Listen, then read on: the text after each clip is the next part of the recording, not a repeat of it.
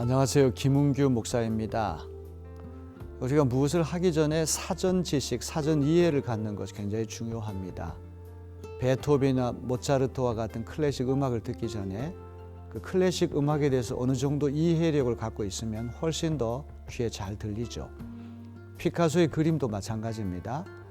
그림에 대한 사전 이해가 없으면 그 그림은 도무지 이해가 되지 않습니다.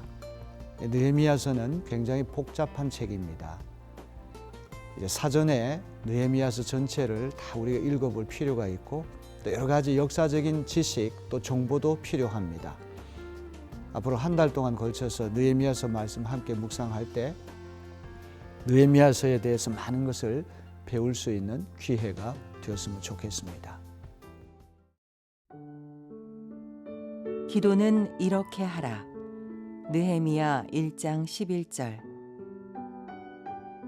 주여 구하오니 귀를 기울이사 종의 기도와 주의 이름을 경외하기를 기뻐하는 종들의 기도를 들으시고 오늘 종이 형통하여 이 사람들 앞에서 은혜를 입게 하옵소서 하였나니 그때에 내가 왕의 술관원이 되었느니라.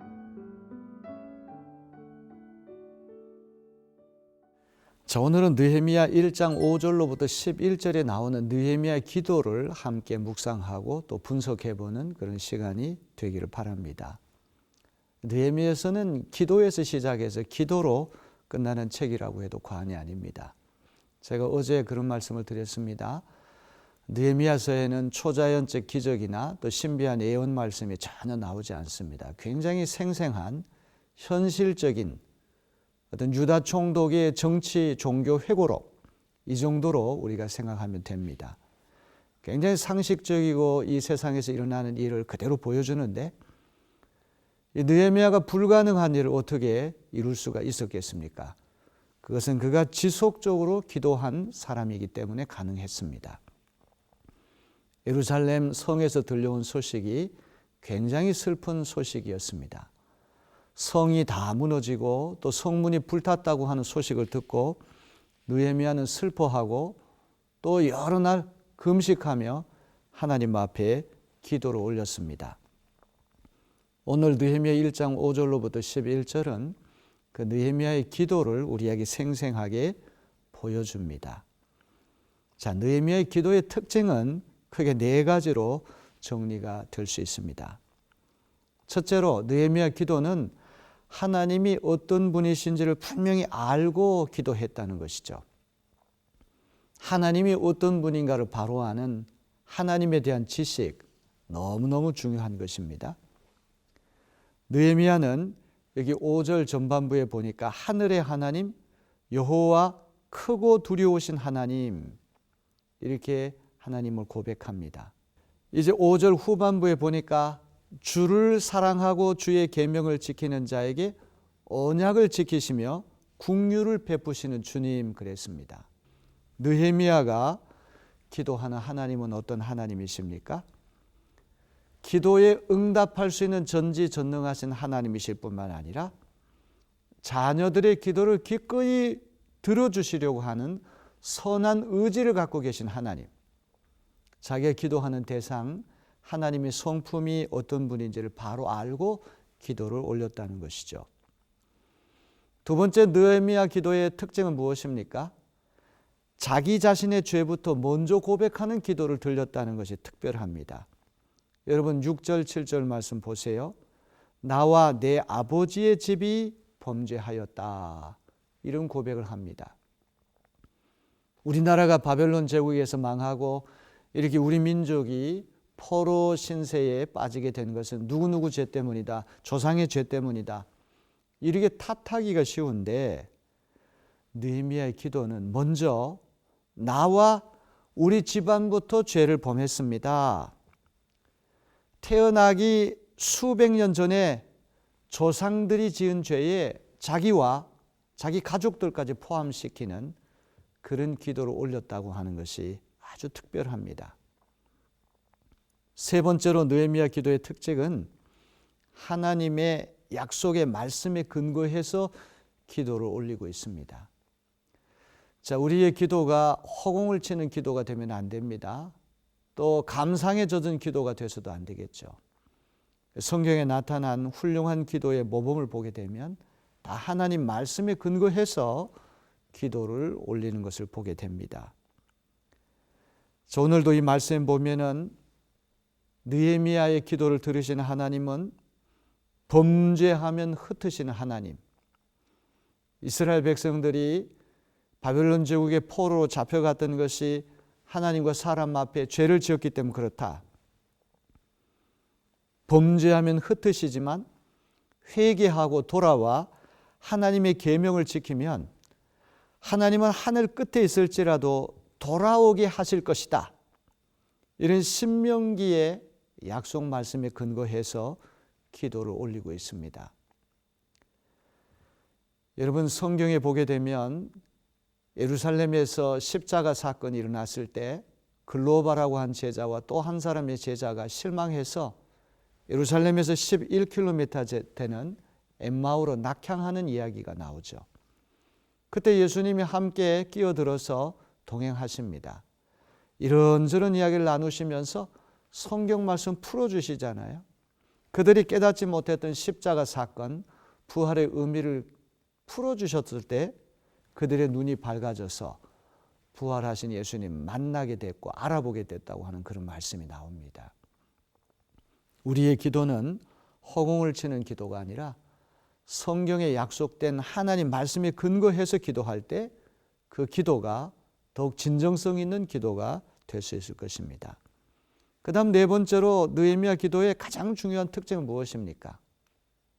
가장 필요한 한 가지를 구하는 기도를 올렸다고 하는 것이 특별합니다. 11절 말씀에 보니까 오늘 종이 형통하여 이 사람들 앞에서 은혜를 입게 하옵소서, 이런 기도를 드리거든요. 여기 사람들 앞에서라고 하는 이 말을 세번역 성경은 왕에게서 자비를 입게 하여 주옵소서, 이렇게 번역을 해 놓았어요. 오늘 느헤미야가 형통하여 아닥사스다 임금님 앞에서 은혜를 입게 하옵소서, 이 한 가지 제목에 그 기도의 핵심이 들어가 있다는 것이죠. 아닥사스다 임금이 허락하지 않으면 예루살렘에 돌아갈 수가 없습니다. 혹시라도 이 느헤미야가 예루살렘에 돌아가서 다시 사람들을 추스려 가지고 이 페르시아 왕국에 모반을 일으키는 것은 아닌가 오해할 소지가 있거든요. 또 10년 전에 아닥사스다 왕이 예루살렘 성벽을 재건한다는 얘기를 듣고는 그걸 중단시켰습니다. 이런 인물이 느헤미야가 요청한다고 해서 다시 돌아가게 한다고 하는 것은 너무나 어려운 일입니다. 하지만 느헤미야는 왕이 허락해야지만 예루살렘에 돌아갈 수 있고 안전 보장을 받을 수 있고 필요한 물자와 인력을 지원받을 수 있다. 이 중요한 사실을 너무나 잘 알았습니다. 그래서 느헤미야의 기도는 바로 이 한 가지의 기도의 핵심이 들어가 있다는 사실을 우리는 기억해야 됩니다. 오늘 말씀을 묵상하면서 느헤미야의 기도가 우리 기도의 모범이 될 수가 있겠구나 하는 것을 깨닫는 시간이 되기를 바랍니다. 먼저 우리가 드리는 기도, 이 기도를 받으시는 하나님이 어떤 분이다, 인격이 어떤 분이고 성품이 어떤 분이다, 하늘의 하나님, 우리가 믿는 하나님은 전지전능하신 하나님, 무엇이나 하실 수 있는 하나님, 자녀들을 위해서 가장 좋은 것을 주시고자 하는 따뜻한 선한 의지가 있는 하나님, 그 하나님을 향하여 우리가 기도를 올린다. 이것을 기억해야 됩니다. 또 우리는 우리의 죄를 먼저 고백하는 겸손한 기도를 올려야 되겠죠. 세상이 이렇게 된 것, 코로나 바이러스 이렇게 된 것, 누구누구 때문에 남을 탓하는 기도가 아니라 먼저 자신의 죄부터 고백하고 회개하는 기도를 올려야 할 것입니다. 또 우리의 기도는 성경에 나온 하나님의 약속에 근거해서 드리는 기도가 되어야 할 것입니다. 흩으셨다가도 회개하고 돌아오면 하늘 끝에 있다고 할지라도 다시 돌아오게 하시는 사랑의 하나님, 은혜의 하나님, 그 하나님의 약속에 근거해서 기도를 올린다. 이것을 우리는 잊지 말아야 합니다. 자녀가 멀리 장거리 전화를 해서 여러 가지 이야기를 합니다. 뭐 별의별 얘기를 다 하는데 자녀가 가장 부모에게 원하는 한 가지 핵심을 잘 정리해서 이야기를 해줘야지만 부모는 그 말귀를 알아듣고 자녀에게 어떤 방법으로든지 도울 수가 있을 것입니다. 우리의 기도도 마지막 중요한 한 가지가 무엇인지 그 하나만 풀리게 되면 다른 문제는 저절로 다 풀리지 않습니까? 우리는 그 문제를 놓고 하나님 앞에 기도할 수 있어야 할 것입니다. 그러면 그 하나가 딱 풀리면 그동안 얽히고 설켰던 모든 문제가 실타래가 풀리듯이 일제히 다 해결되는 신비한 역사가 일어나게 될 것입니다. 느헤미야 1장 5절로부터 11절에 나타난 이 기도는 여러모로 우리가 연구하고 묵상하고 또 배워야 할 기도의 모범이 아닐 수 없습니다. 느헤미야서는 시종일관 기도에서 시작해서 기도로 끝나는 책이다.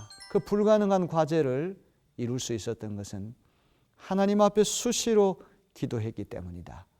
이것을 깨닫고 오늘도 느헤미야의 간절한 기도가 우리의 기도가 되어지기를 바랍니다.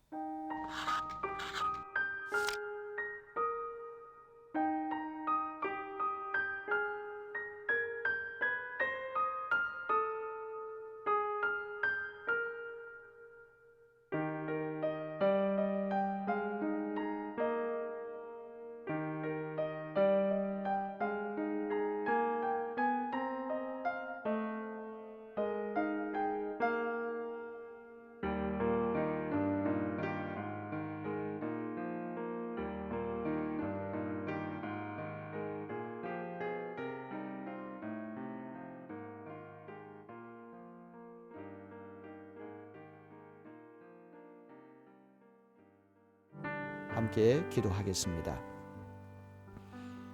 자비하신 아버지 하나님, 느헤미야서 1장 5절로부터 11절에 나타난 느헤미야가 드린 기도의 내용을 함께 묵상하게 하시니 감사합니다. 우리의 기도가 외식하는 자의 기도가 되지 않게 하시고 이방인의 중언부언하는 말만 많이 하는 기도가 되지 않게 하시고 요점을 잘 정리하고 중심으로 하나님 앞에 우리의 마음을 전달하는 생생한 기도가 되게 하여 주옵소서. 무엇보다도 우리의 기도를 들으신 하나님은 전지전능하셔서 우리의 기도를 들어주실 수 있는 능력이 있는 하나님이실 뿐만 아니라 얼마든지 자녀에게 좋은 것을 주시고자 선량한 의지를 갖고 계시는 하나님이심을 옳게 깨닫게 도와주옵소서. 여러 가지 문제들이 있습니다. 그 문제들을 놓고 주님 앞에 힘써 기도하는 한 날이 되게 하여 주옵소서. 예수님의 이름으로 간절히 기도하옵나이다. 아멘.